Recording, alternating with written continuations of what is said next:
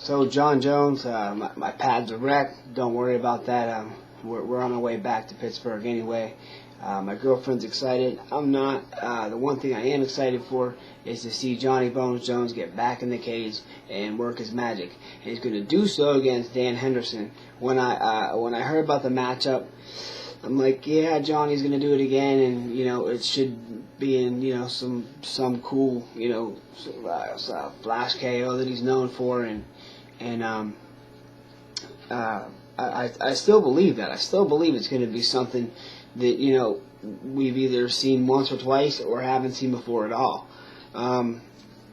So let me get comfy so I can get close to my people. So I'm thinking it's going to be something flashy and cool, and Dan Henderson, he got that overhand right, that he couldn't take Shields out with. So I have no idea how he expects to take out John Jones. I think he's the #1 pound-for-pound fighter in the world right now, above Anderson Silva. So that's my opinion. Take it or leave it. I look at the betting lines, and he comes in as a 7-1 favorite, a 7-1 right off the bat. Right off the bat, John Jones is 7-1 to win. Is a 7-1 underdog, and John Jones is a 4-1 favorite.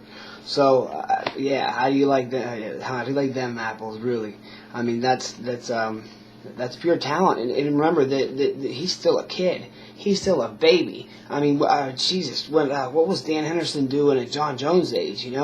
I'm just now catching up on all this brand new, all these brand new cards, and this here is just something to really behold. This is something that you look at and go, really? Like, that's going to happen? And the reason for it happening is still a myth and a legend. Even if a Dana White told me himself, and it made sense a little bit, I'd still be beside myself as to why they would let Brandon "The Truth" Vera headline UFC on Fox 4 with Shogun Hua. I have no idea what the odds are, and it doesn't matter. I think Shogun's 20-6, and Brandon Vera is 12-6, something like that. Brandon Vera, his last really good win, his last really powerhouse win was against Michael Pat at UFC 96, and that was Jackson versus Jardine, and he leg kicked him until he couldn't stand up anymore. Then he fought K-Sauce and went to a decision. After that, Couture beat him. After that, John Jones literally gave him an extra eyeball. Joe Silva played the bongos on his back. He was beating him so bad. Knockout ratio, it's an 85% knockout. I mean, that's to me that's off the hook. 85% of his wins come by knockout. He only has one win by submission. Not sure when and how. Or there was the Kevin Randleman knee bar, that nasty knee bar back in Pride. Disgusting. And 2 decisions. All his losses, it's 2-2-2. 2 decisions, 2 subs, and 2 KOs. So I mean, he's 30 years old. He's a young guy, and he has everything in the world to lose by taking this fight against Brandon "The Truth" Vera, who at one point claimed that he was going to hold the heavyweight and light heavyweight belt at the exact same time. He did take care of such notable heavyweights as Frank Mir. He took care of Frank Mir. I know there was another 1-2 notable people that Brandon Vera definitely got the best of, and ended up taking it. But what happened to him when he dropped to 205? He fought a guy named Reese Andy.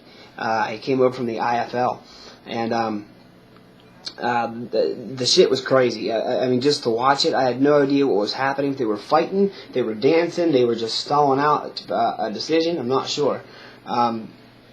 So just what a wreck. Anyway,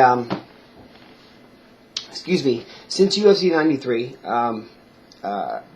UFC 93 Franklin versus Henderson, Shogun fought Coleman and knocked him out. UFC 97, I remember that one very well.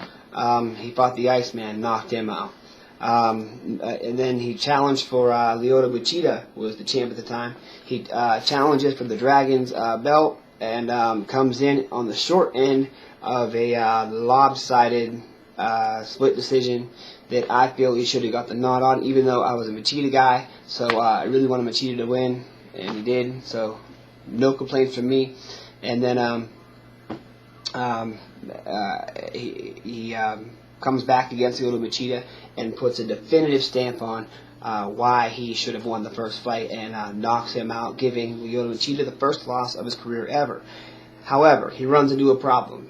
Johnny Bones Jones takes a fight on short notice, comes in and hurts Shogun so bad he actually tapped from strikes. If you watch the end of the fight, it wasn't referee stoppage. It was a tap. It was a submission. He tapped due to strikes. After that knee to the liver, Shogun went down and tapped the mat. So that's what happened, guys. He rematched Forrest Griffin at UFC 134 in Brazil and made Forrest Griffin look like a beginner.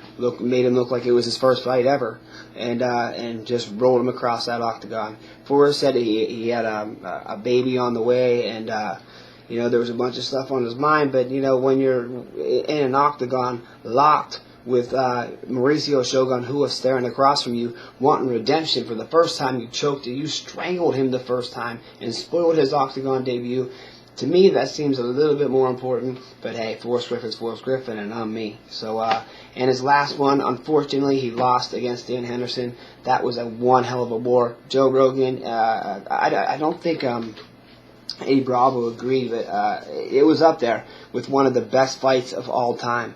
And he's going to go from Dan Henderson, John Jones, all these spectacular fighters, down to Brandon the Truth Vera, who's, in my opinion, 1-3 in his last 4 fights.